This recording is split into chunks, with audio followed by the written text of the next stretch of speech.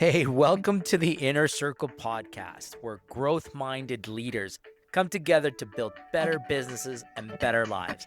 I'm your host, Hector Alvarado. Here, we don't do theory, we share real lessons, real systems, and real strategies you can use right away. This is a community for people committed to growth, impact, and supporting each other on the journey. You're in the right room, my friends. Let's get started.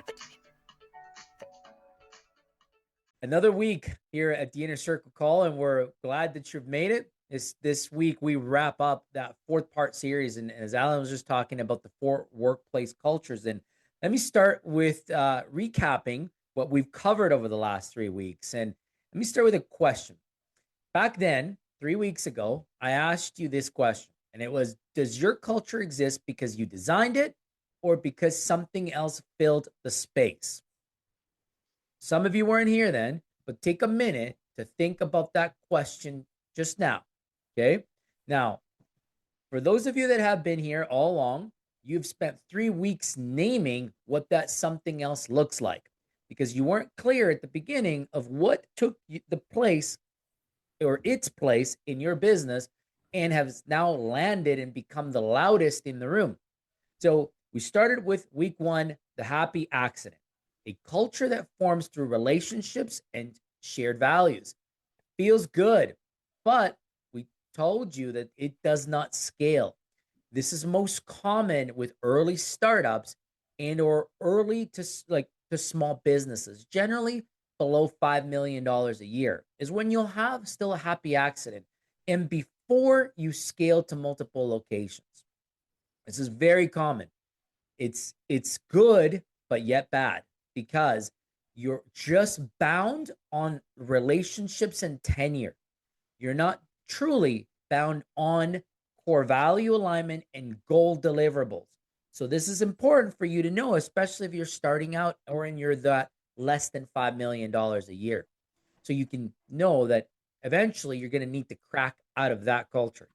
The second one was the command and control culture. And this was imposed through authority and compliance.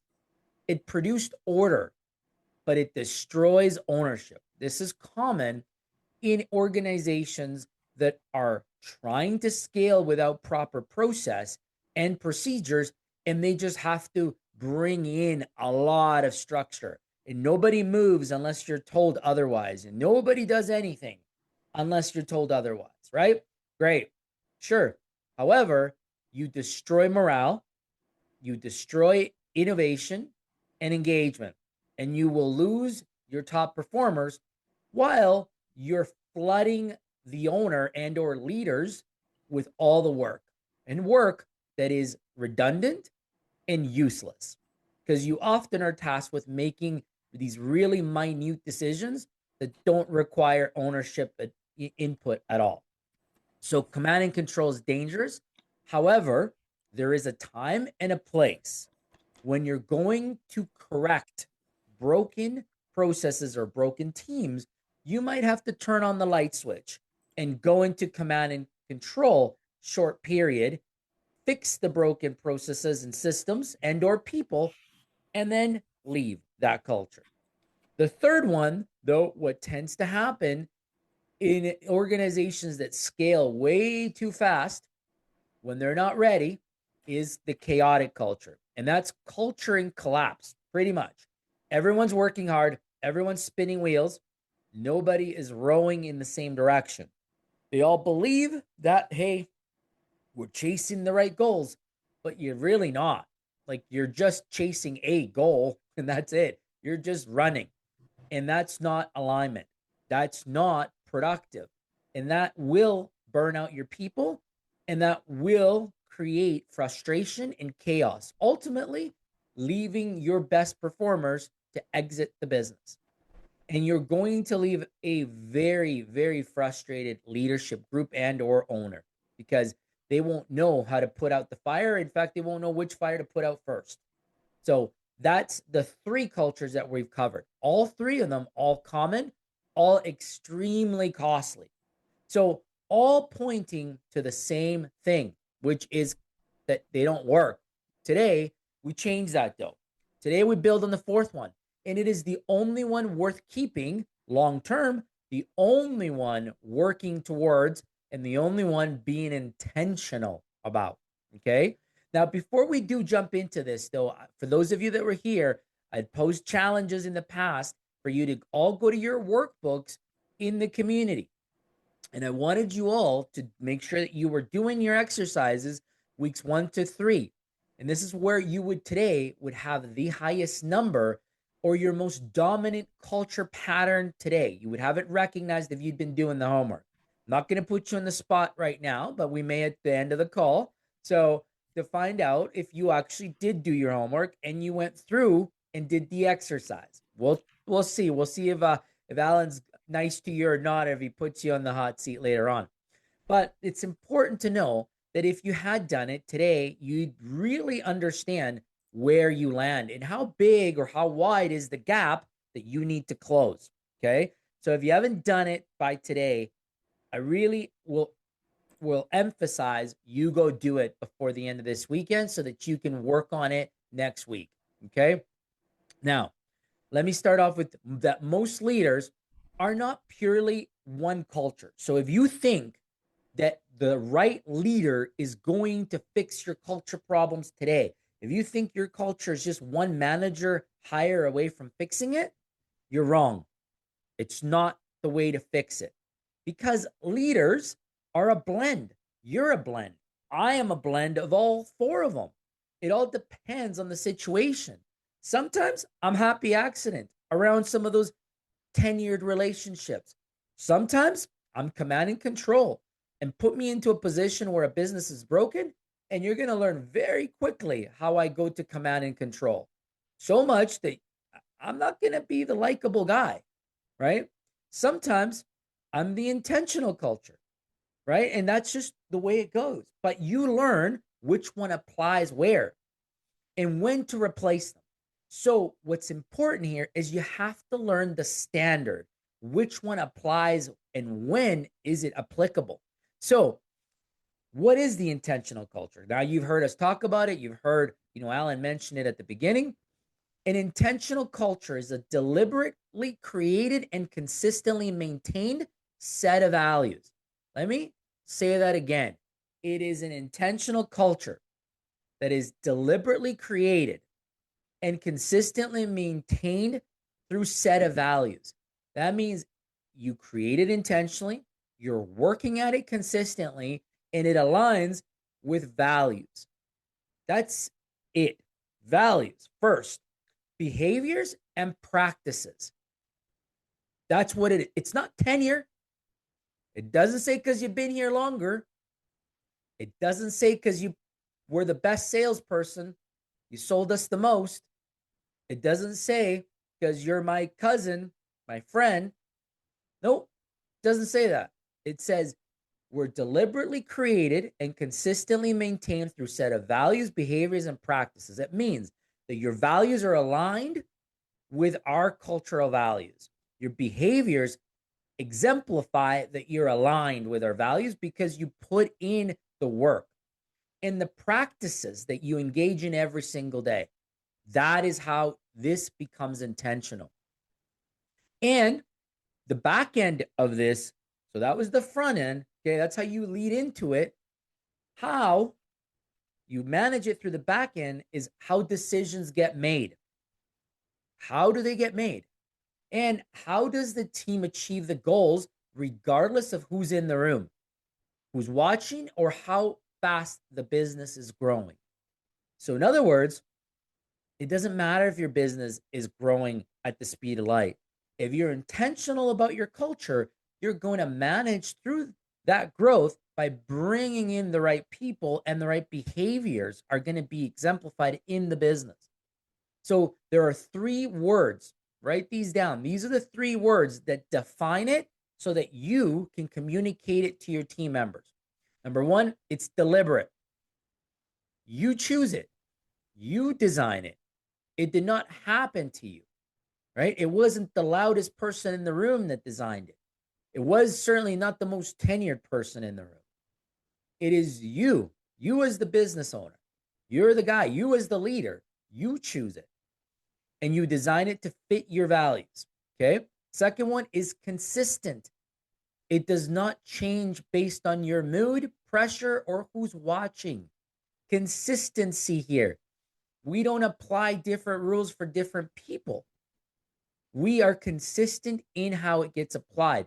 If we say we don't treat people like numbers, we don't treat anybody like numbers, regardless of whether they're falling, like not delivering, if they're not, aligning. You're not going to treat them like a number. You're still going to treat them like a human and like a person. So it's consistent across the board. And the last one, it's maintained.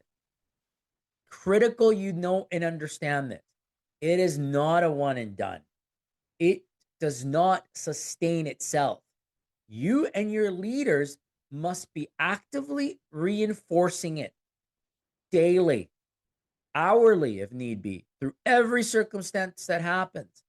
Because the moment you stop and you take your foot off the pedal, you again will allow to whatever else comes and fills the space to be normalized and accepted. So it must be maintained. Now, here's what makes it different from the other three. The happy accident is organic. It just happens. It took no effort for it to spring up. It just did. The intentional culture is design. The happy accident holds values and memories. It was like, hey, remember how we used to do it? Remember the good old days? Remember when it was just me, you, and Bob? Remember how it used to be? Yeah, that's in memory lane. The intentional culture holds them through a system. This is our standard. This is how we do it here. New person, welcome to the team. Get ready to work. Get ready to deliver. That's the standard. That's how a system scales. And the happy accident dilutes as it scales. So you add more people, you add more branches, it dilutes because you don't have the tenure, you don't have the connection from the past.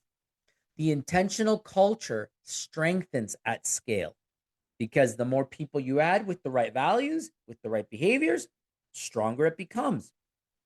The happy accident is dependent on the founder, while the intentional culture is independent of any one person.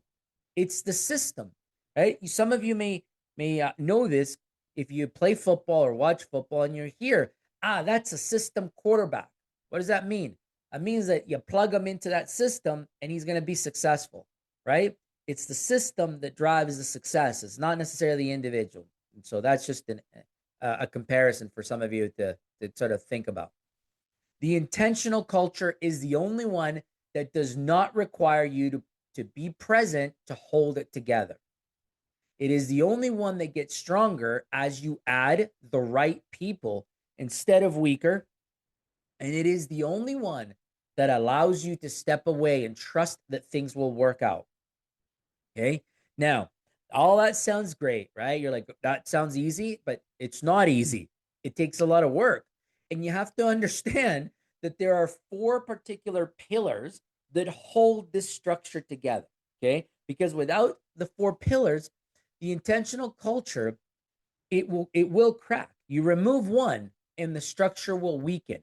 So let's walk through each one of these pillars so that when you go build it in your company, you know exactly how to do it and you have the framework. All right.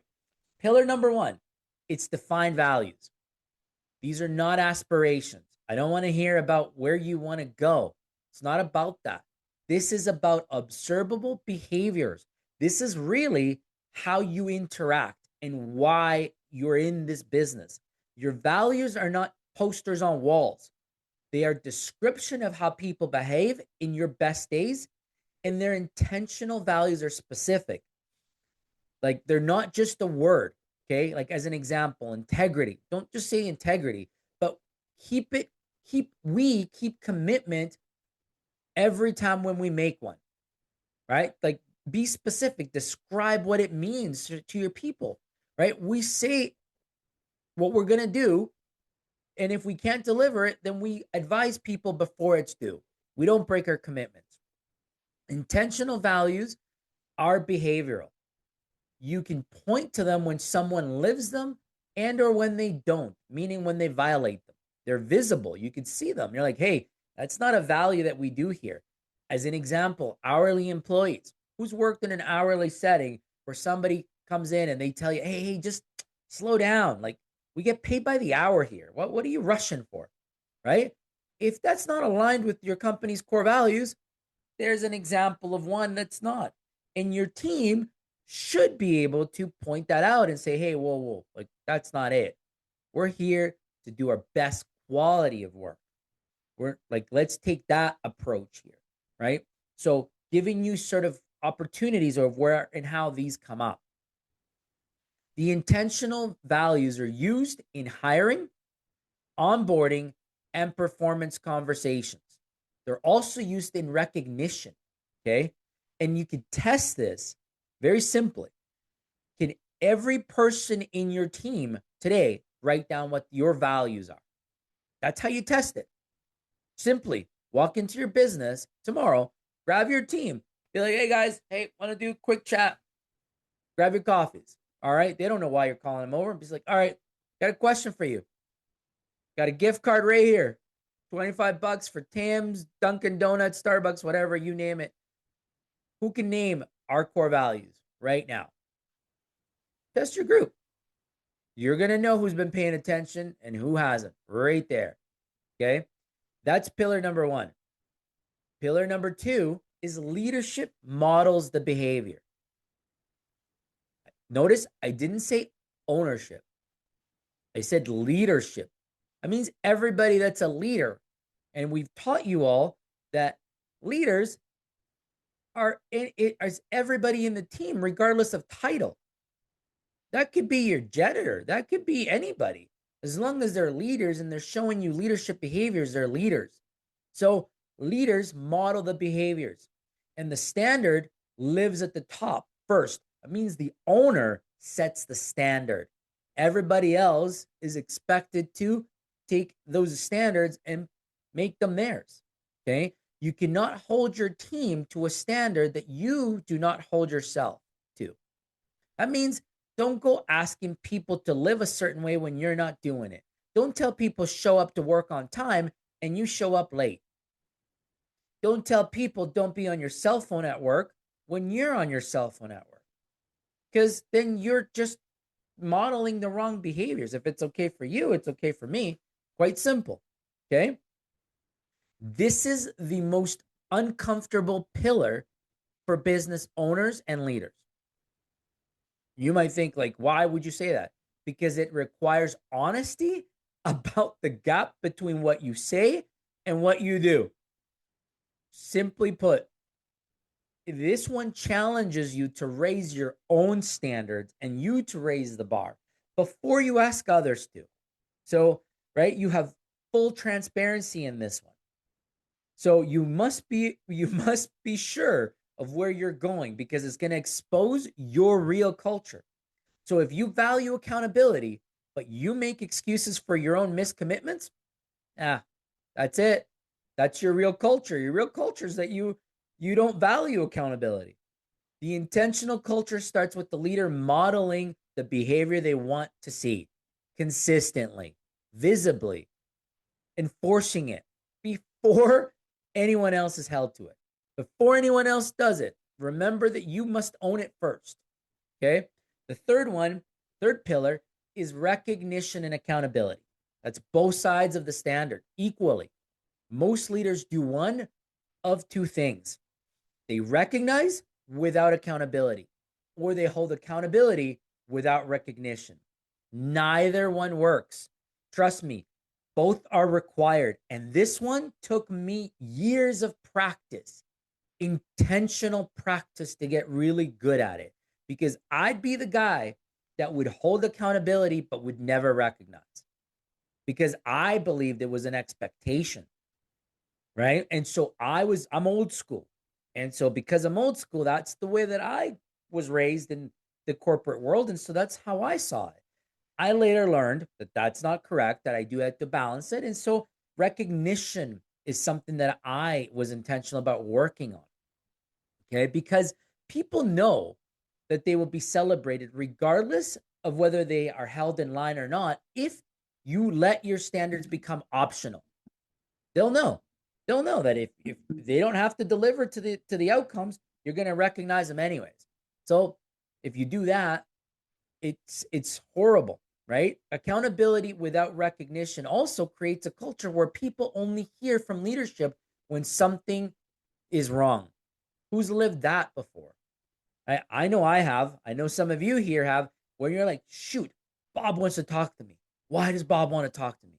He only wants to talk to me when shit's gone downhill, when something's wrong, right? That's the only time they want to talk to me. So then you get into this whole anxiety mode, you know, and you put yourself in this mode as if like the world's ending, but maybe Bob just wanted to have a chat, but you didn't know that, right? And that often happens with leaders when they're not aware of it. And so what happens in that scenario is the engagement drops because no one wants to talk to Bob. They're like, they want to stay away from Bob. And the discretionary effort also disappears. They don't want to do more than they need to because then they're going to have to talk to Bob. So with the intentional culture, you're trying to make both visible and consistent. You catch people living the values, you name them publicly and specifically, and you recognize them in front of others, right? They miss it, they're not living it. You address that standard privately, directly, and without delay, but you address it. You don't ignore it. Both act as signals to set the standard and to validate that the standard is real. You fail at both or at one of them, then that pillar cracks. Okay. And the fourth pillar is systems, simply systems that reinforce daily culture, and that culture lives in repetition, not declaration. Now, if you have been part of my groups and have worked with me before, you'll know that I established something called a daily huddle. You've seen this implemented in the business that I work with. That daily huddle is repetition every single day at a certain time so that you report out your achievables, your deliverables. How are you trending that day? That is consistent culture living in your business because it is a standard that we are living through every single day. And it is what sustains cultures when you do it daily, weekly, and quarterly. It's the system that keeps it visible and alive. You're hiring, interview for values fit before a skills fit. Quite simply, a lot of people will fall in the trap that they love this guy that has 10 years experience, as Alan was saying earlier. Sure, great. We get it. You got the technical background, but you've been jumping through jobs for 5-10 years in a row. Why?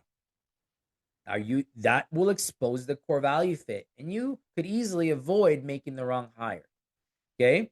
Now, great. You found your right person. Now you want to bring them in, you onboard them. Week 1 is all about culture immersion. Don't throw them into the deep end and work. Put them in to meet your best cultured aligned people. Hang out with them. Let them show them by talking to them, by watching their behaviors on how they win when they join your organization. Okay. Don't just put them into doing paperwork and tasks. Like, don't do that. Like, get them in front of the right people. One of our best practices that I've seen with new hires is every manager has to take that new hire out for lunch for the first week. So 5 managers get assigned to that person like a buddy system, and they take them out for lunch through their first week. And sometimes it expands to their second week. And we just get to know that person. What motivates them? Why do they join the organization? What gives them passion? What are the pain points? What is, what is it?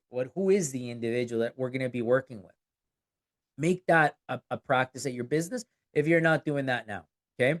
Now, meetings. You want to establish weekly team meetings that include a win, a highlight, one story of someone living the culture. Make that a habit. Sometimes, if you've been again in one of our sessions, or if you're actively working with us, you'll hear these called headlines. We'll talk about headlines so that people can give out shout outs. to those that are showing the culture alignment, and that they keep the standard visible without making it feel like that it's forced. They're just organically doing it. Okay. And you want to also establish performance reviews that reference values explicitly. Do not have reviews that only focus on outcomes and results. Align your core values every quarter. Okay. Because it's the behavior that you're looking for to be consistent. Okay. Now, also remember how you treat people that leave your organization is critical. As they offboard, you're going to want to know, why did they leave? So establish a best practice to learn that and understand it and maybe action it. Now, if you're lucky, you're going to hear the right things when they exit. Likelihood is that you won't hear them, especially if you have the wrong culture in your business. They probably won't leave you, or they won't tell you, but they'll leave you.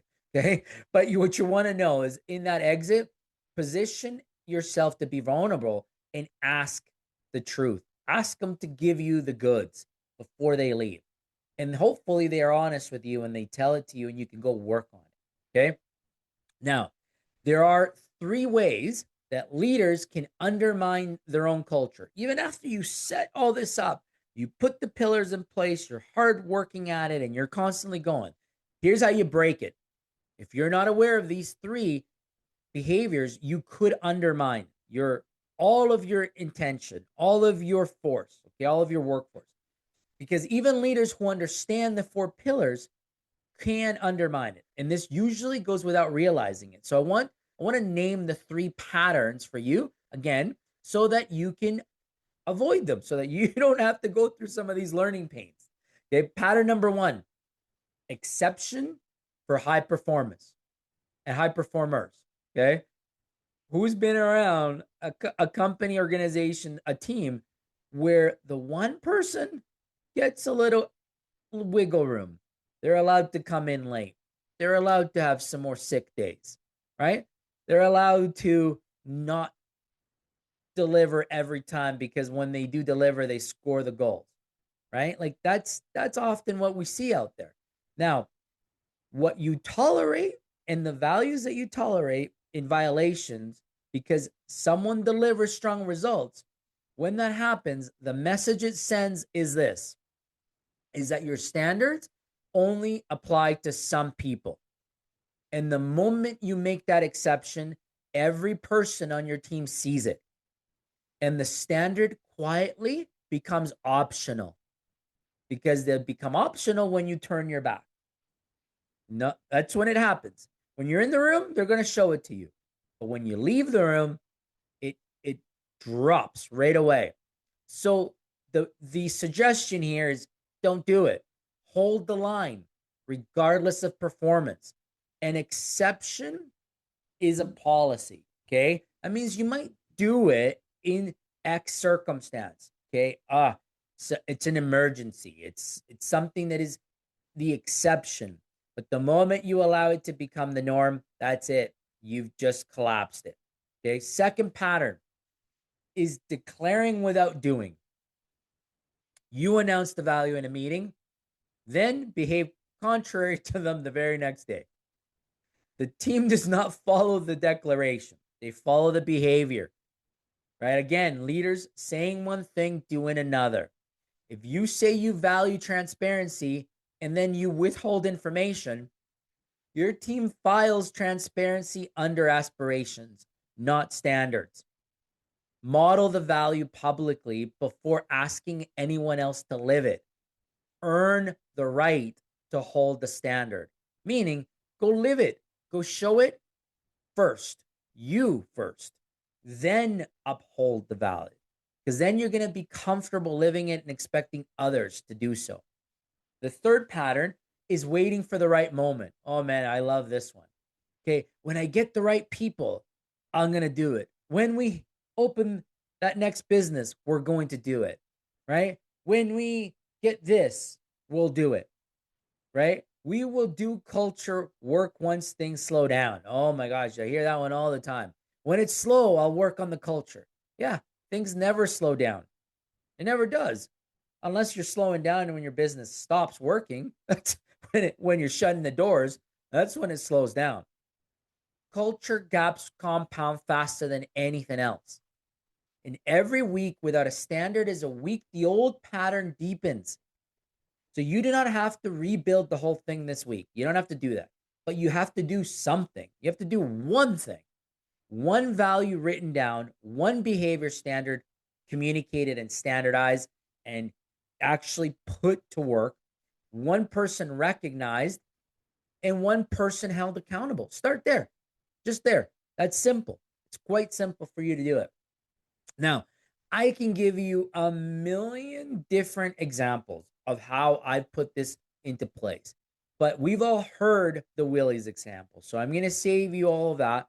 But I can tell you, it is the most critical thing that a business owner learns very quickly with working with OBS, and that we ask you who attend here is learn your culture, work on your culture deliberately. Because if you're sitting here and you're thinking, how am I going to scale? How am I ever going to be able to delegate?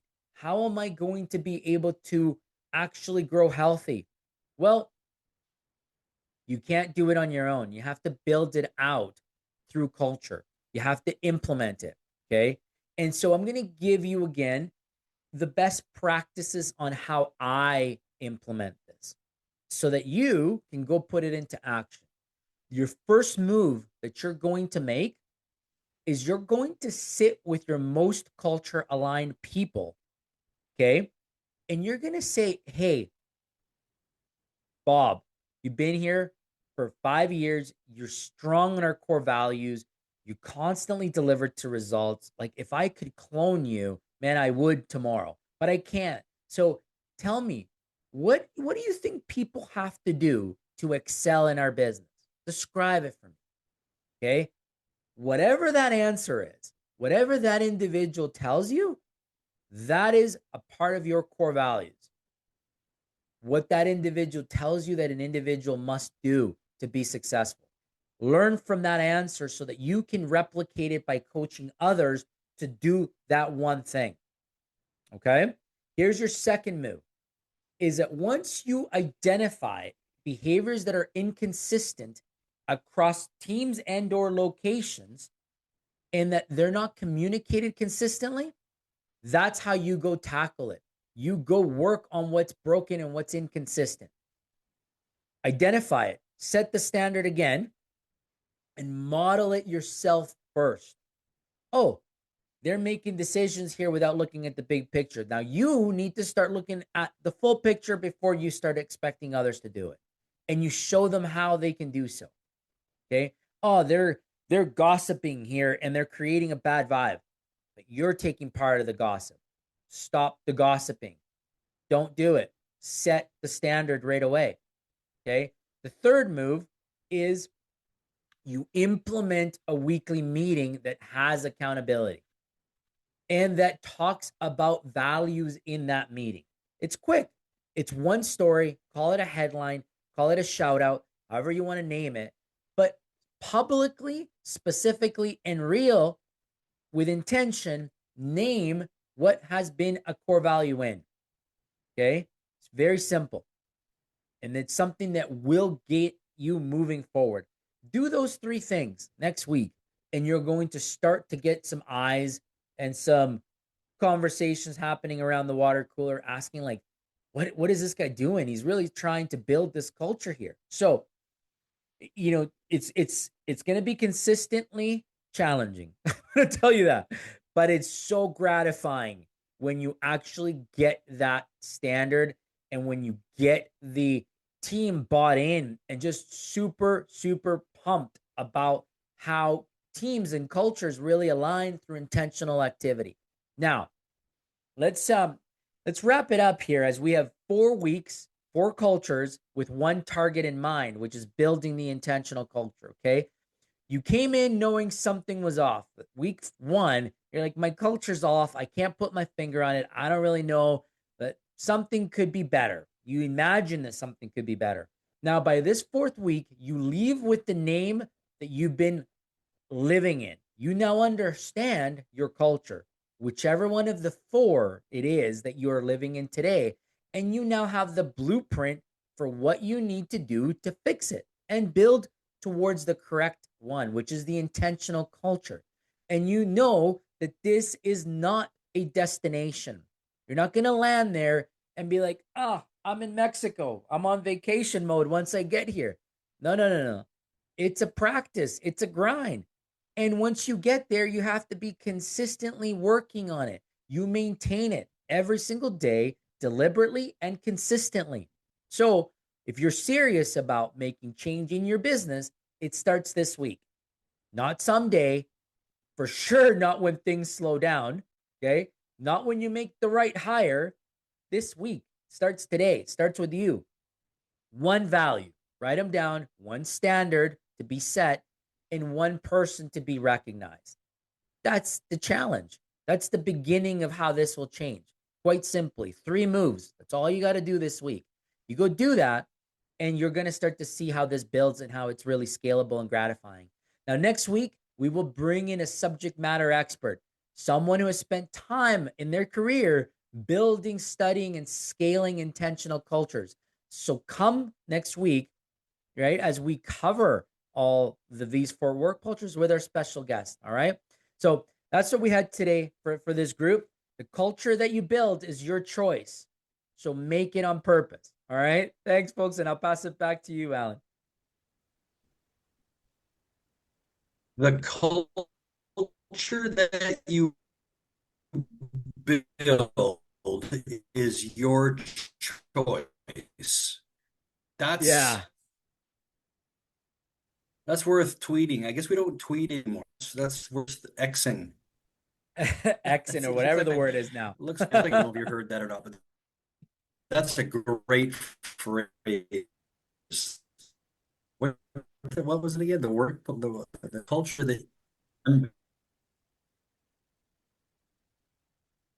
I don't know. You're freezing there, Alan. Maybe we'll go to you, Willie. What did you think of this one as we wrap it up?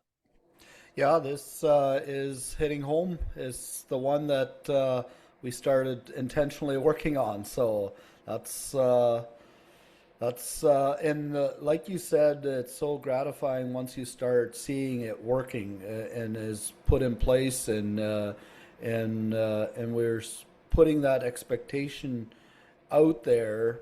This is the culture we want to have at this company, and so it really helps to align the team. I would say is a big one for me. Yeah. And it's the one that allows you to scale healthy. Yes. Most people get in this trap where they think that scaling is based on the people that they hire. It's not. It's actually the Yeah. culture you implement and that you tolerate. Yes. Yeah. No, you can hire all the best people, and if you have a bad culture, it's still not going to work. That's I've went through that. I thought I just needed to hire better people, and it still didn't work. There's a saying, right? And I think that one rotten apple spoils the bunch or something like that. Yeah, absolutely. Yes. So yeah, you have to be able to point that out if there is is a bad apple that you need to remove. That's right. That's it. So we have a few folks. That's a wrap for today's episode of The Inner Circle. If something in today's conversation resonated, inspired you, or gave you a breakthrough, please share it with someone you care about. The right idea at the right time can change someone's business and their life. So make sure you follow the show, leave a review, and stay connected with us because this community is built on relationships, real support, and real growth together. Remember that clarity means nothing without action. So choose one insight from today, put it into motion this week, and notice the shift. Thank you for being part of this journey, for showing up for your growth, and for being part of the Inner Circle community. See you in the next episode, and let's keep growing together.